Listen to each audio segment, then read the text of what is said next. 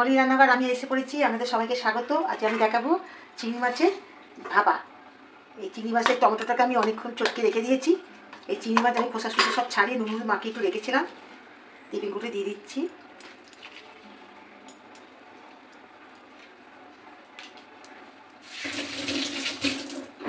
সর্ষে, কালো সর্ষে, হলুদ সর্ষে, কাঁচা লঙ্কা আর শুকনো লঙ্কা ছিলে বেটেছি, এটা আমি সবটা দিয়ে দেবো।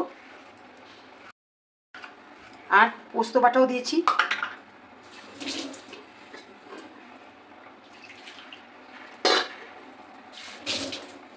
এর মধ্যে একটুখানি নুন দেবো প্রয়োজন মতো।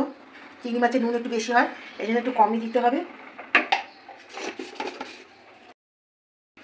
একটু সামান্য, বেশি নয়, কেন ভাপা করার সময় কাঁচা হলুদের গন্ধ ছাড়ে। একটুখানি কালারের জন্য একটুখানি দেবো, বেশি পরিমাণে নয়।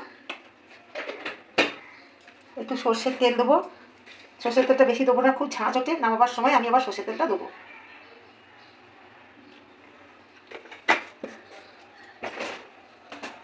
একটুখানি চিনি দেবো প্রয়োজন মতো।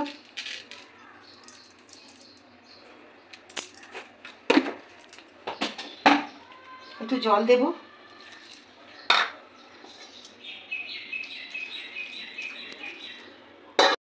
নেবো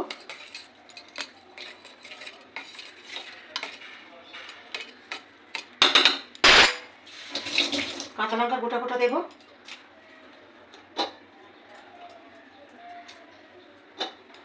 গোটা গোটা কাঁচা লঙ্কা দেবো। এরকম টিভি করে আমি বন্ধ করে দেবো। কড়াতে একটুখানি জল দেবো। জলটা এমন পরিমাণে দিতে হবে টিফিন কৌটোটা জলটা একটু ফুটবে, টিফিন কৌটোর ভিতরে ঢুকে যেন না যায়।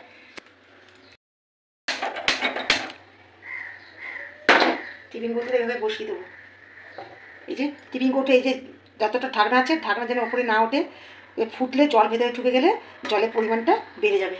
এবার আমি একটা থালা চাপা দিয়ে আমি রেখে দিলাম। মিনিট 15 পর এটাকে আমি খুলে দেখাবো এর পরিস্থিতি কীরকম হয়েছে। হচ্ছে ব্যাপার হয়ে গেছে, আমি নামালাম।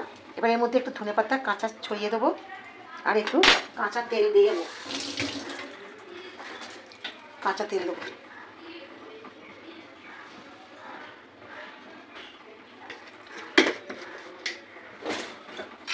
এটাকে একবার নেড়ে দিয়ে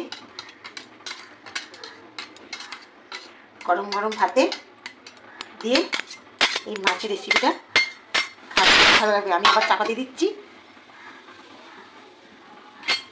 এই রেসিপিটা যদি ভালো লেগে থাকে আপনারা আবার খেয়ে কমেন্ট বক্সে জানাতে ভুলবেন না। আর একটা শেয়ার সাবস্ক্রাইব অবশ্যই করবেন।